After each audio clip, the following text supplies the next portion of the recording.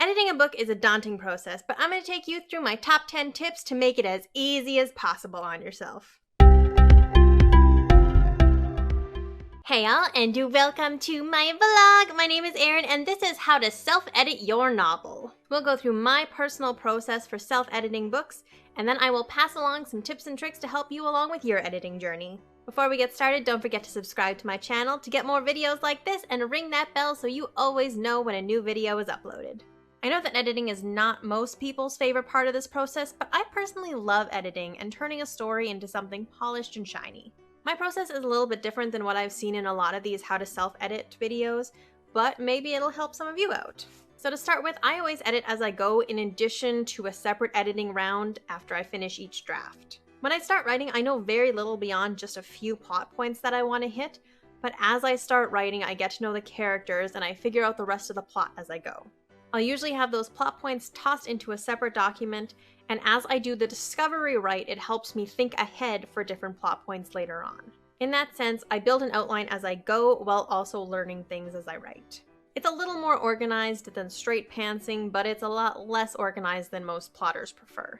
I know it won't work for everyone, but it works for me. As I move through this process, I edit chapter by chapter. Whenever I complete a chapter, I will do a read over of it, do whatever tweaks I see are necessary, and then that chapter gets submitted to a critique partner. Once my critique partner is finished with that chapter, I will go over it, implement her feedback, and then it gets submitted to her again just to make sure that nothing new pops up once the initial corrections are made. Sometimes I'll keep writing while I'm waiting on this feedback, sometimes not. It just depends on what I've got going on and how cooperative my brain is being. Once the entire draft is finished, I go ahead and break some more rules because a lot of people say that you need to let your novel rest for as long as possible so that you can come back to it fresh. For me, my memory tends to be absolute shit, so by the time I have finished a draft, you can bet your ass I've forgotten at least half of what was going on in chapter 1. I'm going into it fresh regardless because my brain just swooshes most of it out as soon as it's finished with it. Plus at that point, it's already been months since I've worked on those early chapters, so for me, as soon as I get the last bit of critique partner feedback on the very last chapter, I'm going to go through and do a read through of the entire thing again. While I read, I will make notes about anything that I know has to be changed and anything that got missed in the initial rounds of feedback. I'll go through and work on those changes, and then the entire thing gets shipped off to another critique partner. Rinse and repeat with that critique feedback, and then you prep it for beta readers. I usually have 3 rounds of beta readers, and I do edits between each of those rounds based on the feedback of the previous one. I go through the manuscript chapter by chapter, implementing the beta reader feedback until I feel like it's gotten polished enough that it's time for a final self-edit. Please understand that all of these processes are not a replacement for getting a professional editor for your manuscript. Editing is a very specific skill set that requires a lot of experience and training, and vast majority of authors simply do not have those skills. Once I'm done the self-edit of my manuscript, it's going to go to my developmental editor. This is going to tackle all of the big picture stuff with a much more critical and trained eye than your betas or your critique partner would be able to do. When you get that feedback, you'll have to do yet another round of edits to your story. If you complete those successfully, then you can move on to line edits. Sometimes your editor will also offer line edits in addition to developmental, and sometimes you'll have to get a whole new editor for that. Line edits will work to polish your grammar, your narrative flow, and your sentence structure. Then there's copy edits, which will focus on your grammar, spelling, and punctuation. I will link Jenna Moressi's video on different types of editors in the description below so that you can learn more about it. So as you can see, there is going to be a lot of editing work that you have to do on your manuscript. So let's talk about some of the tips and tricks that I've developed along the way that can help you make the most of your time. These tips are in no particular order, and some of them will apply to developmental edits, some to line edits, and some to copy edits. Number 1, break your document into single chapters. This can be helpful for both the writing and the editing process. If you're looking at a document that is 100,000 words long, that can feel incredibly overwhelming. I've started going over each chapter in their own individual documents, and I've found that my stress level approaching it has gone way down.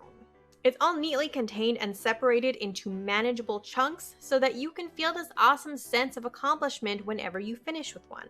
Number 2, change the font. Hear me out. If you are changing the font, it changes how your manuscript looks, which is going to make your brain pay attention to it again in a way that it was not able to before. When I tell you this helps, I mean it.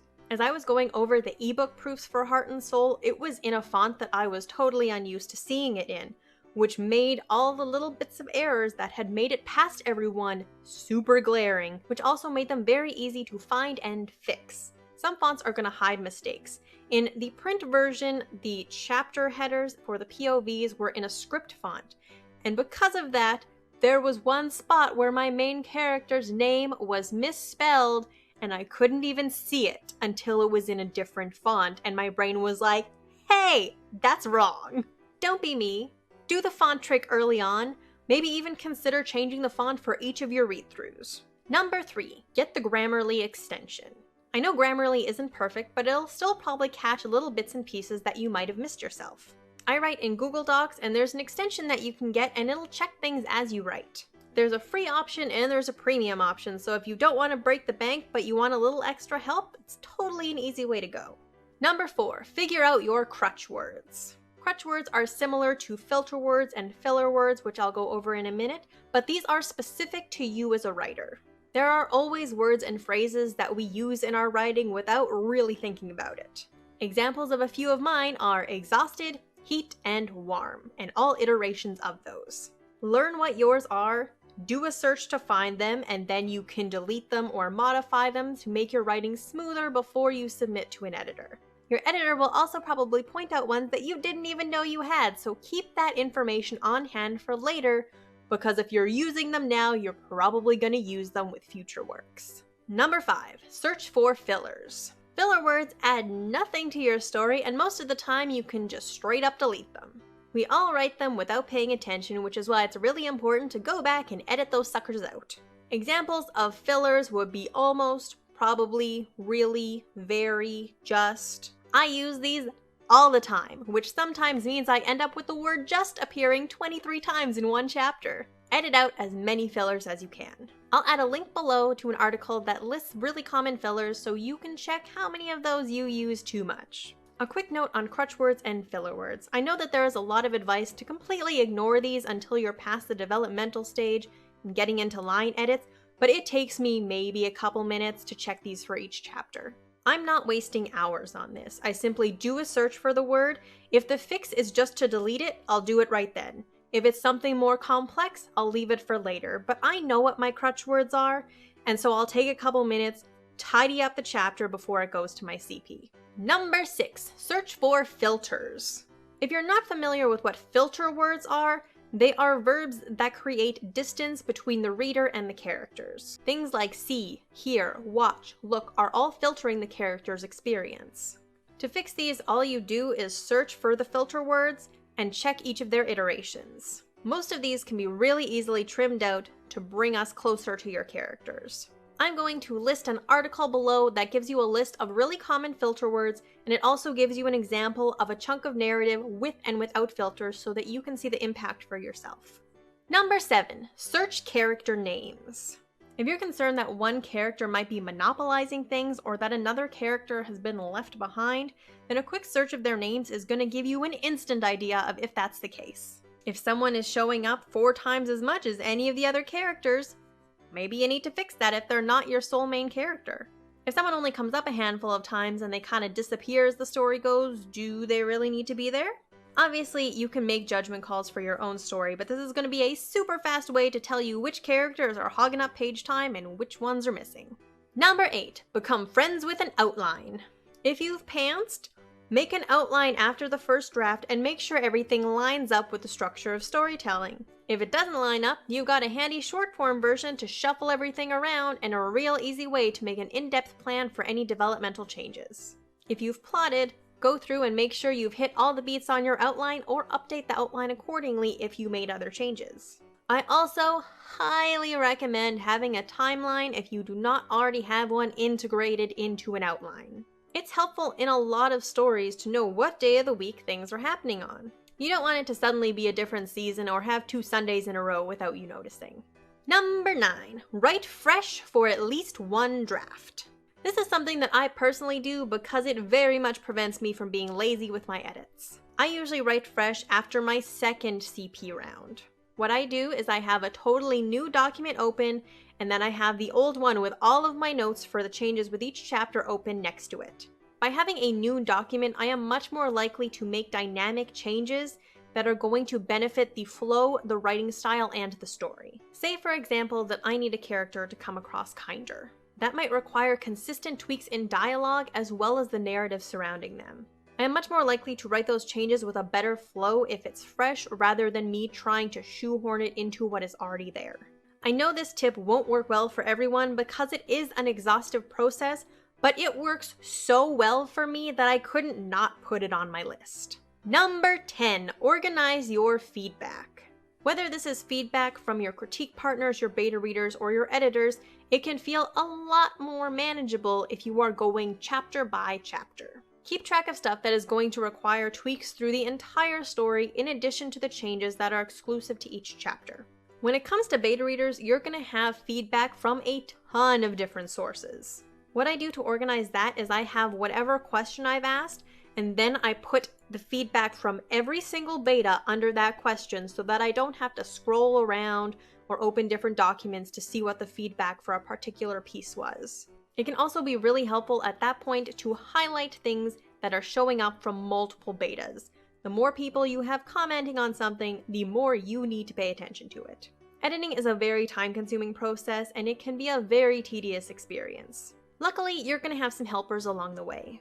The general order of your editing helpers is going to be critique partners, then sensitivity readers if you are going to have them, then beta readers, then your developmental editor, your line editor, your copy editor, and your proofreader. You do not have to achieve perfection with your self-edits. In fact, it is impossible for you to do so. Even if you had all of these skills as an editor, you are extremely close to this project and you are much more likely to miss things that outside eyeballs are going to catch. Just do what you can and polish each round to the best of your ability. Your professional editor is going to help you take it the rest of the way. I know it can seem scary and overwhelming, but I have every faith that you can do this. Keep writing, keep editing, you're going to rock it. So that's all I got for you today. Thank you so much for watching. I hope this video was helpful. If you have any questions, you can leave them in the comments below and I will do my very best to answer them. My contemporary romance novel, Heart and Soul, is available now. You can read the first 3 chapters available for free on my website. And if you are interested in winning a signed copy of Heart and Soul, I have a giveaway going over on my Instagram that lasts the entire month of February. It is the HAS Challenge. All you have to do to enter is follow me on Instagram, use the HAS Challenge hashtag in order for me to see your entry, and post something that fits the theme of the day. I will have all the relevant links in the description below. There's also my other 2 books, Olympian Confessions Hades and Persephone, and Olympian Confessions Hera, both of which are available now in ebook and paperback. If you like this video, give it a thumbs up, and don't forget to subscribe. If you'd like to be notified as soon as I upload, then ring that bell. All my social media links will be in the description below, and I will see you all next week with another video. Bye!